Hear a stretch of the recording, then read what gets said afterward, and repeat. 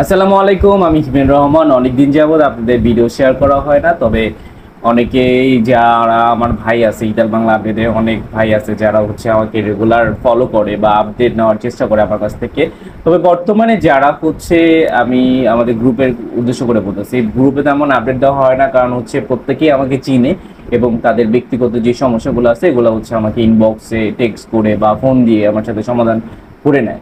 তবে ভিডিও দেওয়ার পিছনে না দেওয়ার পিছনে কারণ আপডেট নাই তা না, আপডেট কিন্তু ক্রমশই আপনারা পাচ্ছেন বিভিন্ন গ্রুপ থেকে বা বিভিন্ন হোয়াটসঅ্যাপ গ্রুপ বা সোশ্যাল মিডিয়া থেকে প্রতিনিয়ত আপডেট পাচ্ছেন। তবে বর্তমান যে পরিস্থিতির কথা বিবেচনা করতে গেলে আমরা গতকালকে যে সিচুয়েশনটা দেখলাম যে আমাদের প্রধান উপদেষ্টা ডক্টর মোহাম্মদ ইউনূস স্যার, যে কিনা বিশ্ব নেতাদের সাথে একটা শুভেচ্ছা বিনিময়ের জন্য যায়, এবং অনেকে ধারণা করছে যে ইতালির যে ভিসা প্রত্যাশী বা যে একটা জটিলতা আছে এটা খুব শীঘ্রই অচিরেই এটা একটা সমাধান চলে আসবে, বা এটার একটা রেজাল্টটা মানে ডক্টর ইউনূস স্যারের যাওয়ার পরই একটা ভালো রেজাল্ট আসার সম্ভাবনা আছে।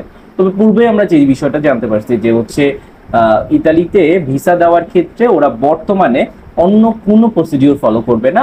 ওদের একটাই কথা, ওয়ান স্টপ শপ থেকে যখন ভিসাটা ক্লিয়ার করে ফেলবে পূর্ণ যাচাই বাছাই হবে। এবং যদিও যদিও আমি যেটা আপনারা জানেন যে বাংলাদেশ বা পাকিস্তান শ্রীলঙ্কাদের ভিসা দেওয়ার ক্ষেত্রে একটা মানে ভিসা দেওয়ার ক্ষেত্রে ওরা একটা শোচনীয় বিষয়গুলো, যেমন একটা সাধারণ ক্ষমার দৃষ্টিতে দেখে এবং ভিসা দেওয়ার ক্ষেত্রে যাচাই বাছাই করে ওরা ভিসা প্রত্যাশী হিসাব করে রাখছে যে সবাইকে যেন ভিসাটা দেওয়া হয়। আর আমরা রিসেন্টলি যেটা দেখতেছি, আপনারা খেয়াল করবেন যে রিজেক্টের পরিমাণ কিন্তু নাই বললেই চলে, আর ভিসা রেশিও 100%। যারা বর্তমানে এম্বাসি ফেস করতেছে তারা সবাই কিন্তু 100% ভিসা পাচ্ছেন। অনেকে হয়তো ভিসার খবর পান না, কিন্তু তারা 7 দিন বা 15 দিনের মধ্যে কিন্তু ভিসাটা ওদের রিলিজ হয়ে যাচ্ছে। বা এম্বাসি ফেস করার পরে পূর্বে আমরা যেটা দেখতাম যে 3 দিন বা 4 দিনের মধ্যে রিজেক্ট করতো, বা রিটার্ন পাসপোর্ট নিয়ে বসেছিল যারা, তাদেরও রিজেক্ট করছে। তো পূর্বে আমরা যেটা দেখছি যে 3-4 মাস আগে ঢালা পরিমাণ রিজেক্ট হচ্ছে, এখন কিন্তু ভিসার রিজেক্টের পরিমাণ নাই, আমরা শুনি না আর ভিসা রিজেক্টের পরিমাণ নাইও, কারণ ওরা এমনভাবে একটা প্রসেস চালু করছে যাতে আপনারা এম্বাসি ফেস করা বা যারা এখনো পর্যন্ত এখন এম্বাসি ফেস করে আছে তাদের, বা এছাড়াও ইতালিতে অনেক পরিমাণে রিজেক্ট হয়েছে, মালিকদের রিজেক্ট করে দিছে, তারা কিন্তু মালিকদের সাথে আলোচনা করলে বলে দিছে যে আপনাদের রিজেক্ট করে দিছে। তো যারা অ্যাপয়েন্টমেন্ট পান নাই তাদের কিন্তু মালিকদের অনেকে রিজেক্ট করছে, এই জন্য ওদের বলেও হয়েছে যে আপনাদের নুল্লাসা রেভোক হয়েছে, আপনারা আর অ্যাপয়েন্টমেন্ট পাবেন না। তো এই ক্ষেত্রে ওরা দিবে না। তবে আপনারা বিভিন্ন শহরের কথা বলেন, তো শহরের ক্ষেত্রে যেমন রোম সিটি বা লাতিনার রিসেন্টলি আমরা দেখতেছি যে ক্রমশই লাতিনার ভিসা রেশিও অনেক বেশি বাড়তেছে, বা রোম থেকে ভিসা হচ্ছে, বা অন্যান্য সিটি যারা আছে যেমন রাগোসারও কিন্তু একটা ঝড় ছিল ভিসার, কিন্তু এখনো কিন্তু ভিসা হচ্ছে। তো আবার এরকম অনেকে আছে নেপোলি সিটি আন্ডারে আছে, নেপোলি থেকে কম বেশি করে প্রথম থেকে ভিসা হচ্ছে, এখনো হবে। তবে অনেকে জানেন যে নেপোলি সার্ভারে একটু ইস্যু আছে, যে কারণে ভিসার ইস্যু একটু কম হওয়ার সম্ভাবনা অনেক বেশি। তবে সামনে ভিসার ইস্যু আরো বাড়বে। আর বর্তমানে যারা অ্যাপয়েন্টমেন্টের জন্য অপেক্ষা করতেছেন বা ভিসার জন্য অপেক্ষা করতেছেন, এই ক্ষেত্রে দেখেন আপনারা যারা দীর্ঘদিন যাবৎ 24 উল্লাসে নিয়ে বসে আছেন বা অ্যাপয়েন্টমেন্ট পাচ্ছেন না, এখান থেকে অনেকেই যা আপনাদের মাধ্যম তারা কিন্তু পেফুতরা মন্ত্রণালয়টা আছে, তো এখানে কিন্তু অনেকেই যাচ্ছে এবং কন্ট্যাক্ট করার চেষ্টা। ক্ষেত্রে দেখা যায় যে আপনাদের ভিসা রেশিওটা কেমন হয়ে দাঁড়াচ্ছে, বা আপনাদের কোনো ফায়দা হবে কিনা।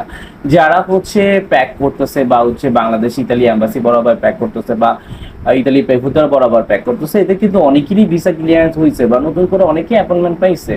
তো যারা যারা চেষ্টা করতেছে তাদের একটা ভালো ফলাফল আসবে, এটাই সত্যি।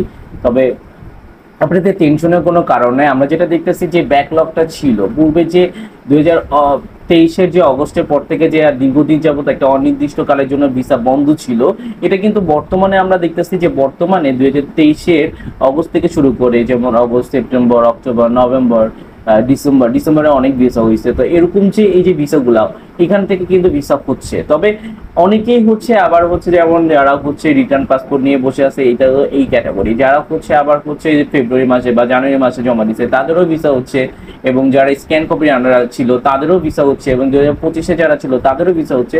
মানে আমরা একটা ধারণা করতে পারতেছি আমাদের ব্যাকলগটা ছুটে যাবে, এবং পূর্বে যে সিন্ডিকেট গুলো ছিল যে বা আমাদের ঝুলায় রাখতো বা এই ঝামেলাগুলো আর থাকবে না।